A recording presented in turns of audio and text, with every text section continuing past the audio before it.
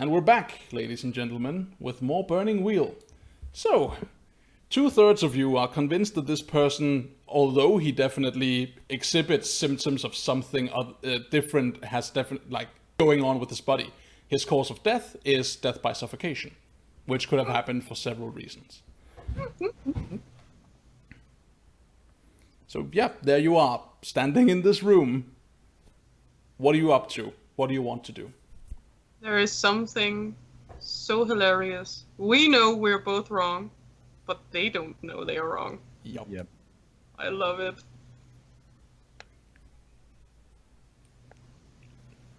I think Nikki will relay the information relating to the fact that it would relate to the fact that the person is the clothes are well to do even if they are ragged now, and that the wear and tear on the body appears relatively recent in the last few weeks. So whoever this was, they haven't had to deal with a shit deal their entire life. So something else happened to them. Perhaps your product happened to them. Perhaps. But it shouldn't do this.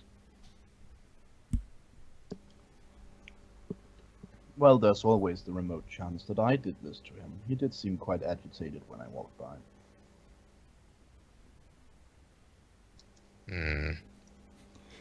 I have been known to kill people with my mere presence.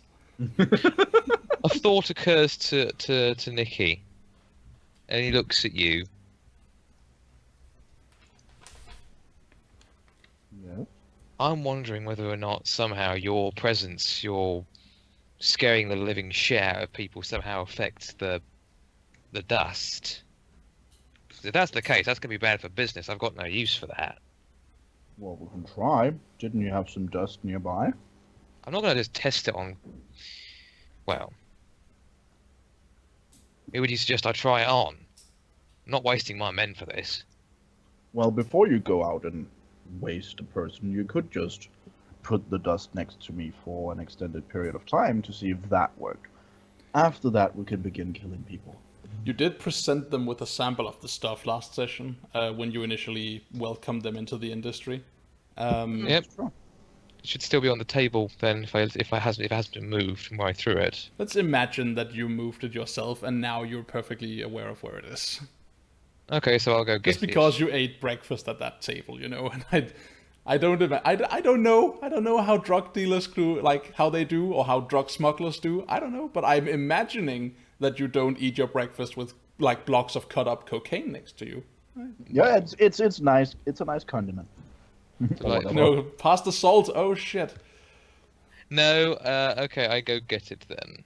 Yeah. So fine. You find yourself at a table with a bag of fairy dust, as it's colloquially known. So I open it up gently. Mm? Take a look at the contents. It's a small leather bag of white powder. No visible change from what it should look like. No. Hmm. And the stuff we found on the deck guy was green. Mm-hmm. You're still in possession of that. It's in the room with his corpse. Okay. Does the group have an alchemist? Does the gang have an alchemist or someone who can study powders? It's a great question. Your organization does not. No. Let's just check. I don't have anything like that in my skills. Either of Jihaoji or Minomiya have alchemical or skills that might relate to the testing of powders and narcotics? Well, if they were once a plant, I have herbalism. And if they came from Stardust, I have astrology. It's not exactly how that works, but sure, never mind. We and the organisation don't know what it's made of ourselves, so we couldn't say, although it might be worth. So I pass... I take the packet of normal stuff, going back into the room with the tainted stuff. Yep. Sure. and I put them both I take them both and put them on a separate table, Mm-hmm. and look to the two and say, can either of you two work out what's been added to this? Well, maybe it's just moldy. Is that meant to be funny? Only if you have a sense of humor. You could this- try putting some of the tainted stuff into the normal stuff.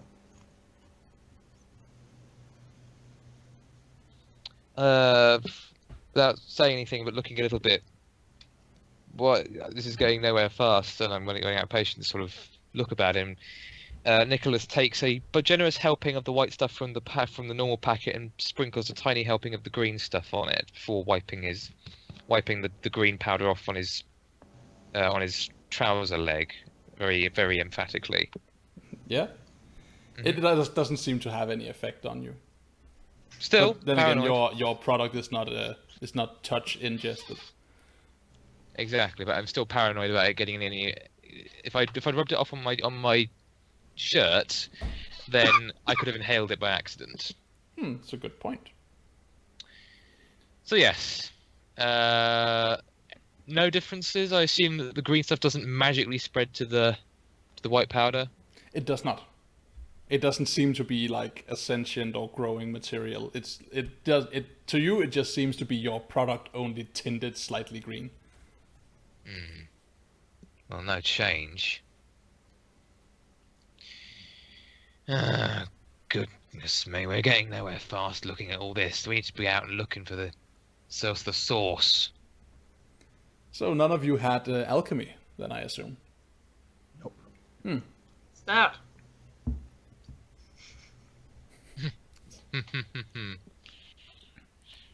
I want it, but I kind of have to learn it first. Yeah. I So- could go with beginner's luck, but that's a hell of a stretch. I mean, if you want to, since none of you have it, this could be a time to take the circles for a test. If you want to find someone who is familiar with alchemy or would be able to take it under the microscope, as it were, if you're interested in that, you could you could try Why not? that. Sounds good. Wait, I actually have something in circles? I don't know if you do. It says 2 in my character burner. Yeah, then you have two dice of circles. How? Who the fuck do I know? It's basically from your relationship, right?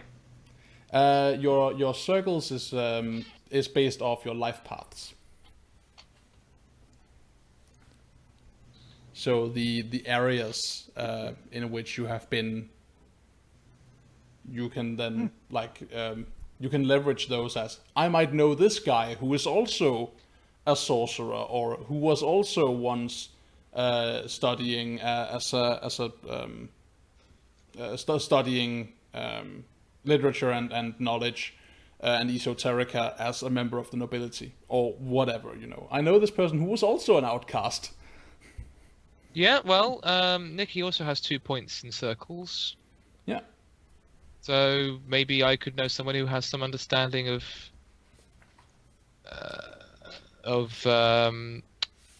powders and of deadly ingredients and things of alchemy. No, I That have might be. 3.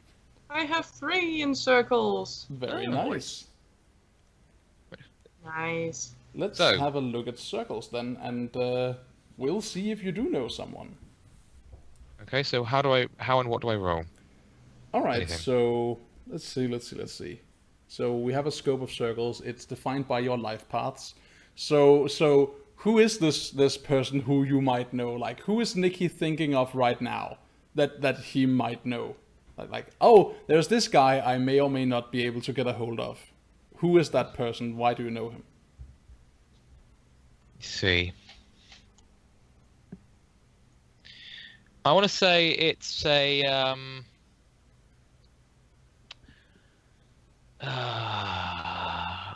I want to say it's a potential. It's a what's the word I'm looking for?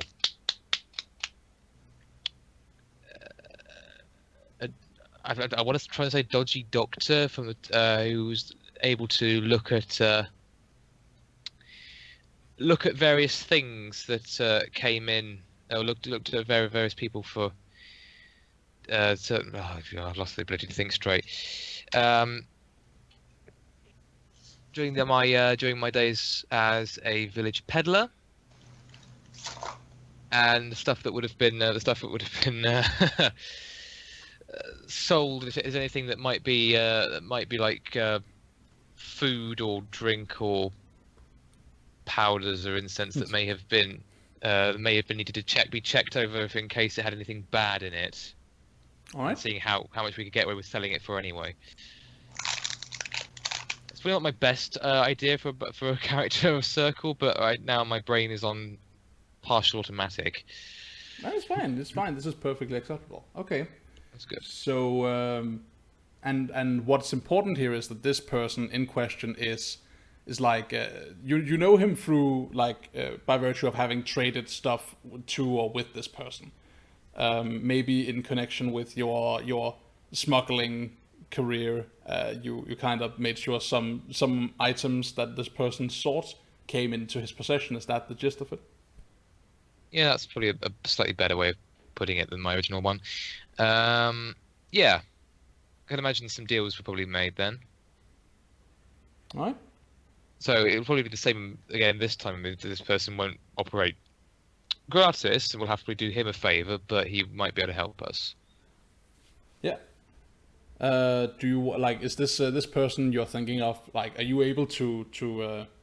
Is this a person you would be able to go out and find right now, or is it someone you would like?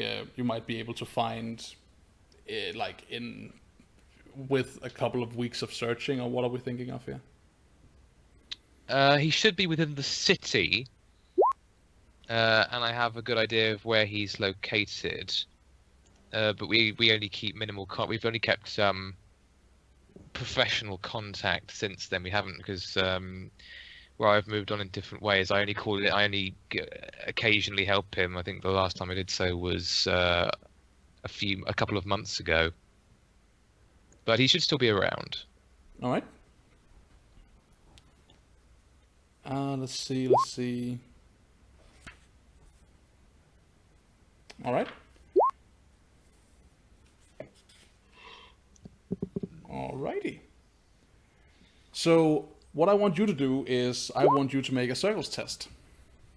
So before we roll any dice, I want you to go in there into your character sheet, into your stats and your skills, and I want you to find your circles. Then once you've found that, I want you to tell me if you have any wises you want to fork into it. I only have, as far as I can tell, I have Lore-wise and I have Grift-wise. Are either of those two useful?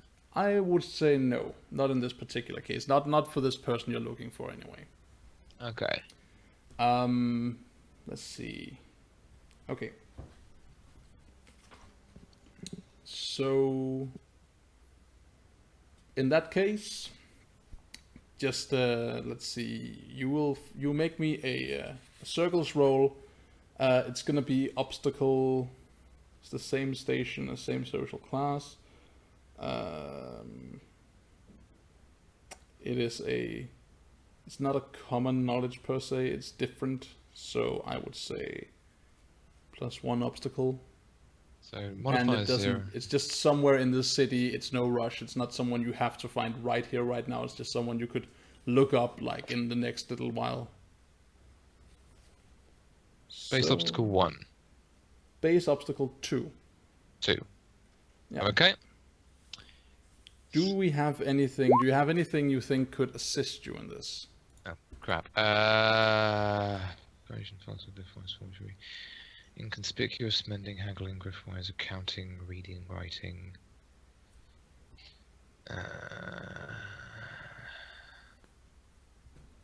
Does it have to be traits, or can it be something else? No, it's like if you have any skills or something that you think is applicable, something that would give you an advantage. Do you have anything that will help you from a fictional positioning standpoint? I probably don't. No, as far as I can tell, I don't. Nah, and you have an affiliation and a reputation with your organization, but that's not really applicable apply. in this particular case.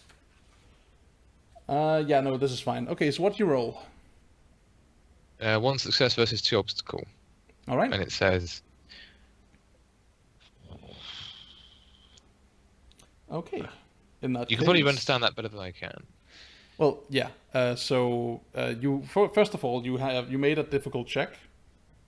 Yep. And in this case, this does apply, I believe, to always giving you extra tests. It does indeed. So go into your character sheet and into your circles and mark that you made a difficult test. It is marked. Yeah. The more you test your circles, the better you become at it. Of course. All right. Well, so what's the name of this person you're looking for? His name is Dr. Karoba, Dr. Karoba. which is, I believe, I've probably butchered the pronunciation. No, Karoba is right. It's the Polish word for disease. Oh, wonderful. Okay. So, how do you spell that, Karoba? CHOROBA. Yeah. All right. So, Dr. Karoba. Yeah, as it turns out, you set about looking for this person, right? You go out into the big, wide, and open, sprawling city of Manning Bridge, and you put an ear to the ground and start looking for Dr. Karoba, who he's somewhere in the city. That much is sure, but where exactly he is, couldn't really tell. But you hear through the grapevine that Dr. Karoba is in the city. He resides here, but he's also in it presently. He's not traveling, and he runs a private practice out of a building near the docks.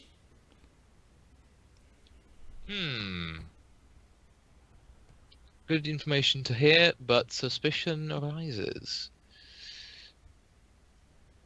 Okay, so I inform after the searching. Obviously, if my other two are there, then they'll hear it immediately. If they aren't there, then I'll inform them.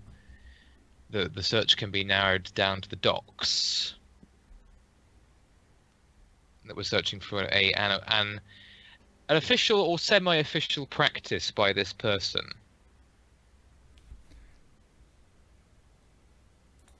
Silence. Rip-roaring silence.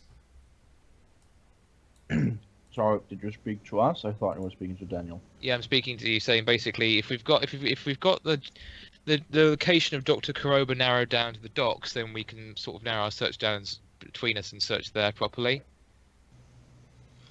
So And you also- want us to split up? Only briefly. And I say split up, I have this sneaking suspicion that Chihaoji and Minhomiya don't actually leave each other's presence, but I can go off on my own. Too much effort to meet up with brother again. Not gonna. Yeah. What does this? But he doesn't say that out loud. What does this quack look like? Yeah. Blonde, well-kept if bushy moustache, pinched face, slightly manic gleam in his eye. At least when talking to, at least when he's not got his sort of bedside manner up. How likely is he to try and kill me if I scare him?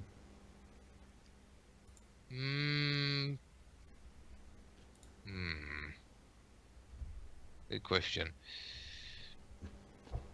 Not very.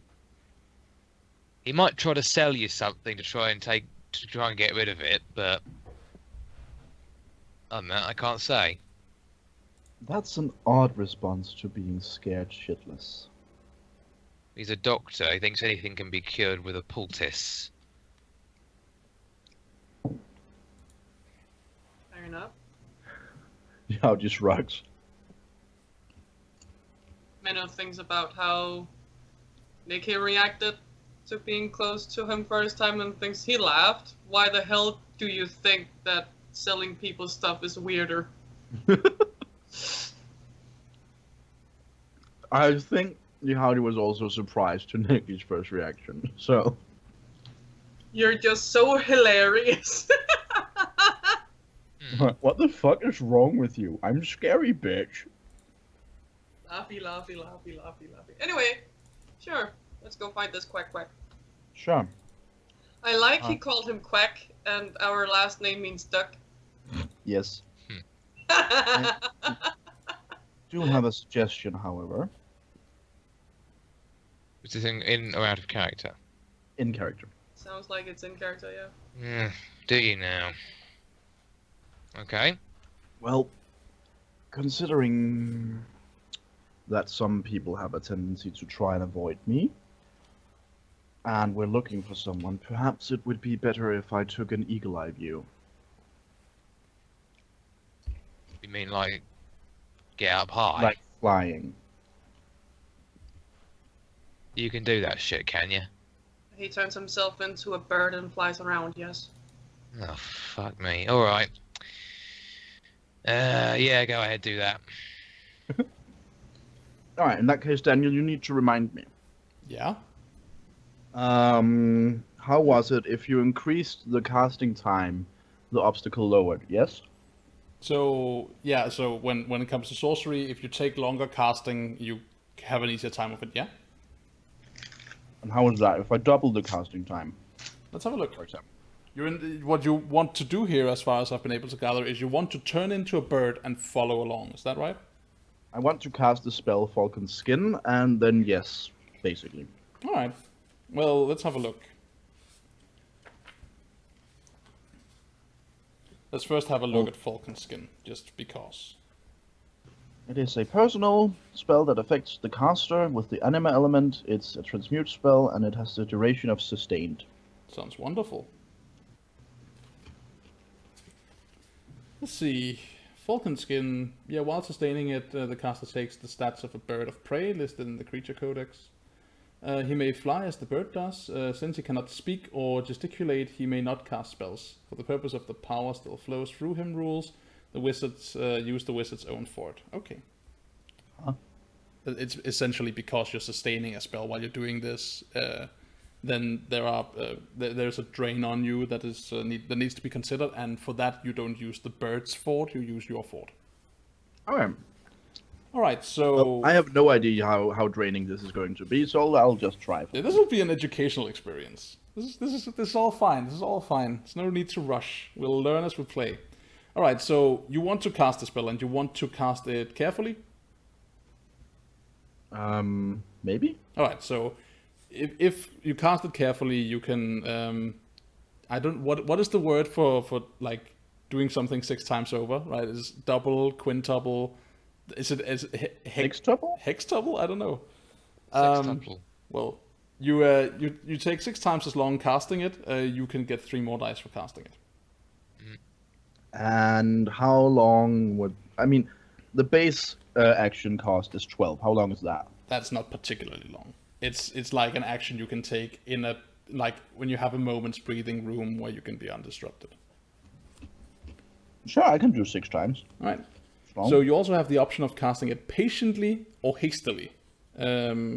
What's patiently? If you cast it patiently, let's see, you can focus your will and the sorcerer reduces the strain of the tax on his body. The sorcerer can set aside dice from his sorcery skill, including carefully dice. When he casts patiently, these dice are not used to cast a spell, they are used to resist the tax. Add them to the fort when testing for tax. So you have a dice pool of, if you do it like 6, if you take 6 times as long, you have a dice pool of G9 for casting the spell. Shit! G9? Did Yeah, you say right. it added 3 dice? 10, sorry. G10 for casting the spell. Also, I think I remember being able to fork symbology and ancient language into it. You might be able to in some cases. In this case, forking symbology is not really applicable. Because I cast by forming ancient symbols in the air. Oh, yeah, that's right. You're the one who moves, where AJ is the one who speaks. Okay, you know what? I'll take that. Sure, you can fork symbology. You're also taking your time, so sure, why not? And I don't ancient history, I said ancient language, actually. ancient language. Nah, let's not go for ancient language on this one. But I'll definitely let you take the fork for symbology. So you're rolling with a pool of G11 Yes. versus a obstacle of 4. It's not an up spell. Do you want to set aside, if you cast it patiently, you can set aside some of those dice for resisting the attacks if you want to. I think that sounds like a good idea. Alright? So how many dice do you want to set aside? And I declare that before the result, I assume. Absolutely.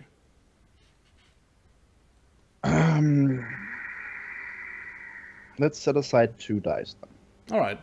So roll a, what did we say? Was it G11 I just said? Yes, so I would guess it G9. would... Yeah, so now you roll a G9 sorcery test versus obstacle 4. Sorcery, and I had modifiers that would add 2 to that then. Yeah. Since it's a G9 and my sorcery is normally G7. Yep. And I'm spinning Arthur and base obstacle 4. Base up 4, yeah. Let's see what happens. I get 8 successes. Yeah, that's just, that is sufficient. Okay. Make me a fort test. You have 2 extra dice for modifiers for your for casting patiently. Fort. The fort is obstacle 4. Alright, so I had 2 extra die. Yeah. No Arthur and base obstacle 4. Oh, All right. Yeah. that doesn't Wonderful. look good. So you get significantly taxed. Do I do that after the spell ends, I assume? Yeah, you cast a spell and then this takes effect immediately. So let's see. Oh, so not after the effect of the spell, but after the casting. Yeah. Like in this case, this is a sustained spell, so that like the spell continues, right? So that it takes place now, whereas if it had been an instantaneous spell, like if you tried to shoot fire out of your fingers, the fire would be streaking through the air now as you are getting taxed. Okay. All right, so So let's but see. I thought perhaps, the tax would happen after I transform back and the effect of the spell ends. Nope. Okay, sure. This is once the casting is finished. So you pass the test, you suffer no ill effects, you fail the task, you temporarily soften the margin of failure from your fort. Alright, so let's see.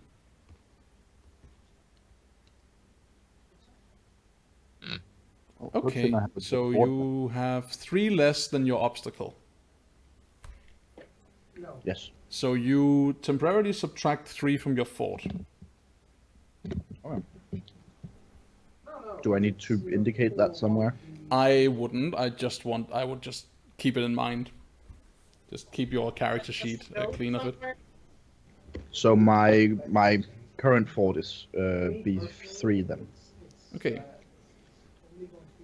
You're finally down to a regular person. How does it feel?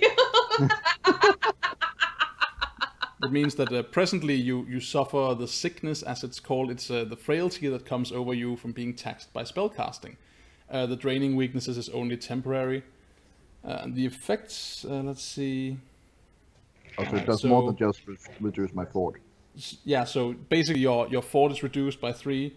The way you get it back is you may test to recover your taxed fort when you rest. Once the character is resting, test health against an obstacle equal to the number of fort dice lost to determine how long it takes to recover.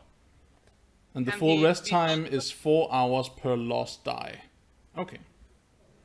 Can he be helped with that? As in, if he gets help, is there a bigger chance that he'll get it back? I don't know.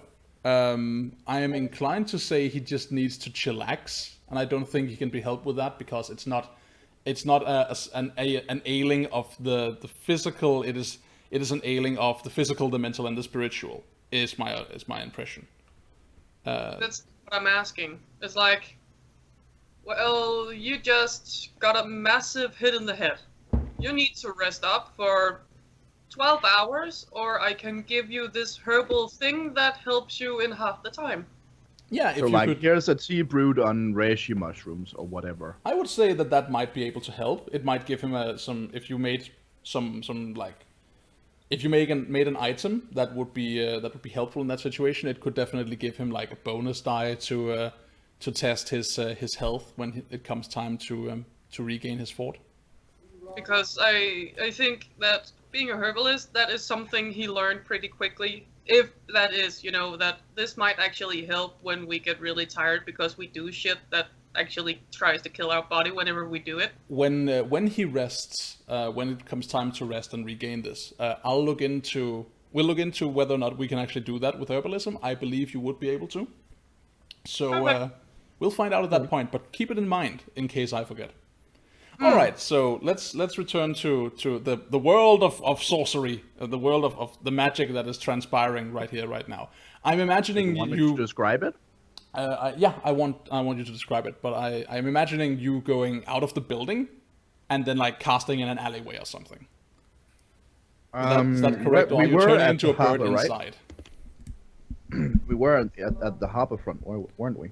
No, you haven't. It's not yet been decided that you were there, but you know that you can find the person there. You can be the ones deciding if you're actually down there.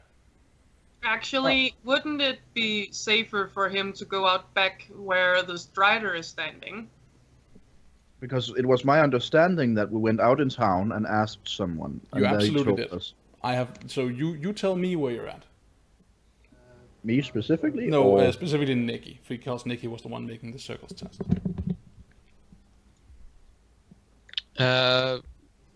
Repeat the question again, please. Where are you at? We're in the we are in the. I think we're in. What's the word I'm looking for? Come on, Chris. Think. Swamp? Commercial district at the moment. Not where we were before. We're in an area that has a lot of. We're in an area that's very heavily more middle class than where we were before. So you've got people like doctors and tradespeople. Of course. So you went to a place where it would make sense to find this person, just to learn that he's actually totally not in that place at all, and he's down in the scummy part of the docks. Yes. All right, cool. Yeah, that makes sense. So you're like in a middle class neighborhood, and what that essentially means in the framework of Manning Bridge as a city is that you're like in a place that has a bit wider roads. The roads are straighter. They don't curve as much. Buildings look way more clean. The roads are cobbled, and like good washed and well-humored people walk about. Well, what Yahudi does is that if they're inside a building, he steps outside. Because being a bird inside a building is kind of Yeah, it makes shitty. sense. So I'm imagining you being outside somewhere. But he goes outside. He doesn't go to an abandoned alley or anything. He just kind of, steps a little to the left so he's not in the way of the door. Mm-hmm. Because, he kind of wants to be the center of attention. So you're basically you're standing in the middle of the street. Traffic is going to and fro. Not in the middle of the street. That would be annoying. But, at what we would have as a sidewalk, I guess. Sure. You're standing like off center from the street. Yes. And he pulls up his hood. Yeah. And then he starts drawing symbols in the air with his hand. And slowly, as he repeats the gestures, the air starts to shimmer. Initially, like when it's very hot. And then the symbols start to take shape in a cold blue color. So the shimmering, it becomes more clear, and it takes up the shape of symbols until he kind of bends forward and transforms into a falcon. Very nice. And then you just take off like a majestic bird. Yes. Awesome. All right. So I think I swoop low in front of one of the caravans as I take off. yeah. So for you two, the two people who are not presently birds, you see like Xiao start to draw a symbol of eldritch power in the air and eventually turn into a bird. As this transpires, people around him have stopped and are moving away and stare in shocked silence. Like, some people are muttering to each other, some people are actively backing away, and some people are like pushing to get a better view of what's going on. But this is happening in an open and trafficked road. People have noticed, and people are reacting, and none of them seem to be particularly stoked about what's going on. When he then eventually transforms into a bird and takes off, everyone is pointing and like, is it a bird? Is it a plane? No, it's definitely a bird. And then he swoops low. A horse like rears up and whinnies shockedly, and then he's a dot somewhere in the air. Mm-hmm. And the only comments coming from near the door is, "Braggart." People are immediately starting to talk to each other. Like, did you see that? What was that? Oh, sorcery! Oh my goodness! My goodness! I didn't know there was that thing happening here. Oh, it's troubling times. This is a bad omen. Then someone joins the conversation. Is like, did you see what happened? Is it? Oh, someone transformed into a bird. Who was it? And then people starts pointing at Minomir. It was that guy. That guy turned into a bird and flew away. God. You're clearly not. He's about to say something. It's that guy. He turned into a bird and flew away. It's totally that person, right? Then he just shakes his head. Great. Of course I turned into a bird and flew away because I'm standing right here. Anyway. It seems like the confusion is self-perpetuating at this point. I mean, he isn't saying it out loud because I think at this point he's pretty used to being blamed for stuff his brother does. On the other way, he's also pretty used to getting blamed for stuff Minomir does because they do look a lot alike. Yep. Alright, so there's also this to take into consideration, Rasmus. For as long as you're sustaining this spell, one of your will die have been taxed automatically. So you're now working with a will of 1 less than you normally would, until you stop sustaining that spell. Then. So my will is also down to normal then. Yeah. What do you mean? Joy. So So while being a bird, losing I'm more will normal. Yeah, each while round. being a bird, you're less willful because you're kind of like compartmentalizing your mental acuity.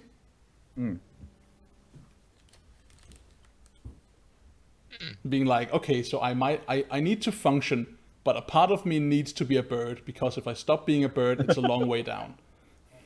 Yep. So you're trying to stay being a bird even though your mind doesn't want to be a bird because being a bird is kind of annoying. I imagine flying is quite awesome.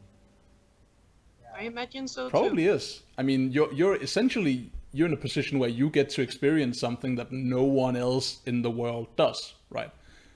Only people who have who can change into birds gets to see the world from up on high like you do.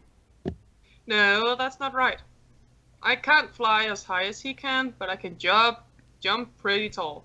Yeah, you could jump a I can significant jump a house distance. if I want to. You could not like levitate to a height where he can look down on a little spot and say, oh, that thing there below that cloud, that's totally that city I was just in.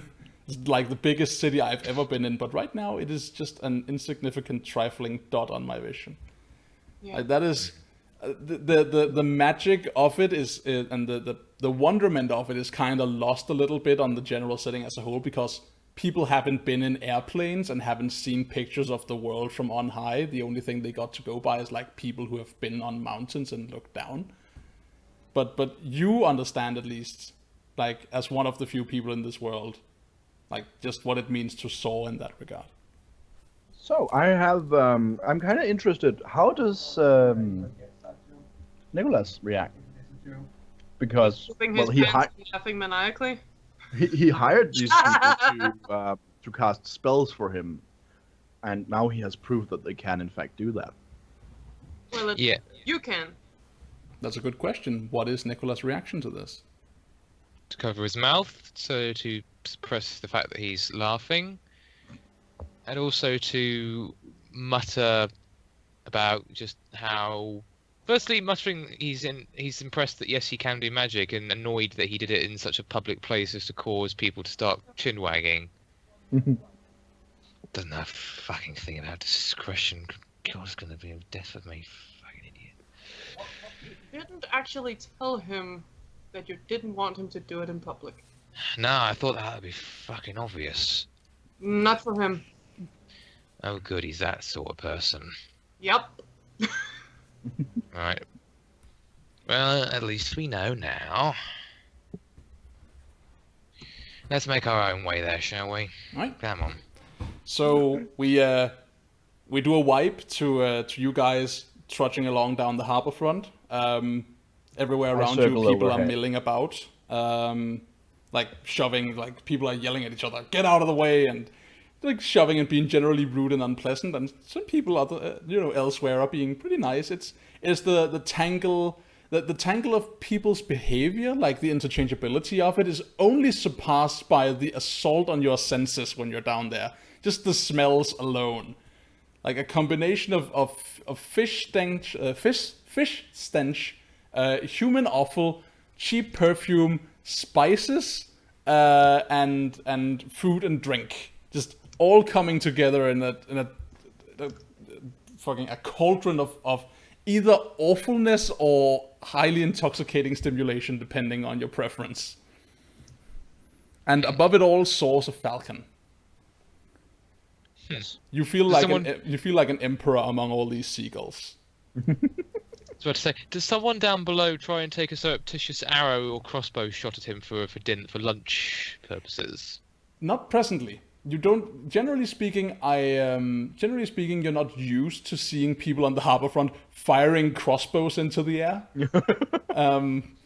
For a multitude of reasons, in fact. But Well, yeah, what goes up must come down. But you never know. Someone might decide that the prospect of a nice cooked falcon is for lunch is more important than somebody's life. presently, no hunter has decided to stake his claim as being that one guy who shot a falcon out of the air by firing his weapon at the docks that one time.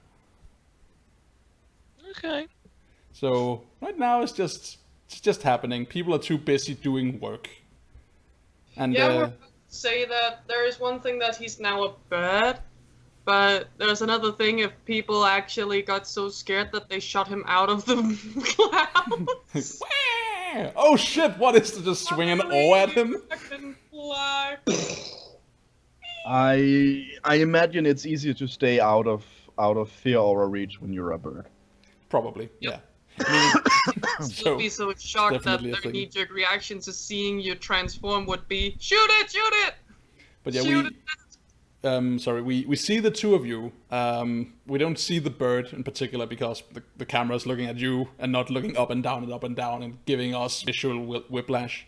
The Audi just circles overhead, I assume. Yeah, it makes sense. You could probably see them pretty well. I mean, that's the point of what you're doing, right? Yes. So there's no problem with that. But we see the two of you. You're standing outside. Like there's a building where barrels are being like rolled into and stacked up. It's like a huge double door front that is presently open, and on the side of the building there is a staircase going up to the first story. Mm-hmm. Above, like on the first story, there are like the glassless windows, shuttered. And it's basically like that sort of place you don't really notice ever, unless you look for it. Yeah. And you know that this is the place. Like the guy, Mr. Dr. Karoba, is supposedly has his practice in here. Yep. The building right next to you is like an ale house and is pretty rowdy even at this time of day. Okay. What do you do? First, I'd check to see if. First, I'd like to check to see if we've been followed here by anyone. Paying into my paranoia. All right. Yeah, so you've not been able to detect anyone following you. Okay. Then in that case, I will nod to Minamir, say this is the place, and I'll make my way for the door. Sure. So you Sure. like make up the stairs. What does Minnow do? Does Minnow follow, or does Minnow stay down outside? He shrugs and follows. All He right. hasn't been told to stay outside, so, well, he's going in. Sure. So you walk up Yep. the stairs. Do you knock on the door? Or do you just like open it and step in? I knock. All right. So you knock, and a voice exclaims like, "Come in." Doors Indeed. open.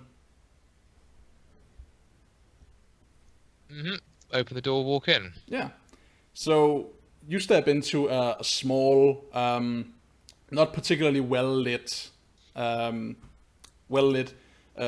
chamber that takes up the space just below the roof of the building.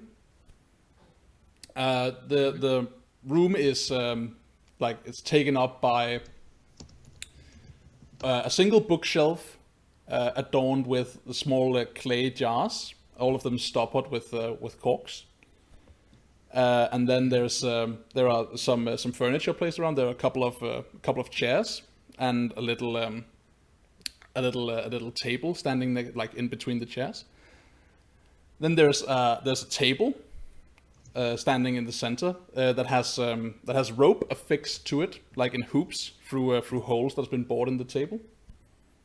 There's a curtain on the wall that has a doorway that covers a doorway that leads into an adjoining chamber.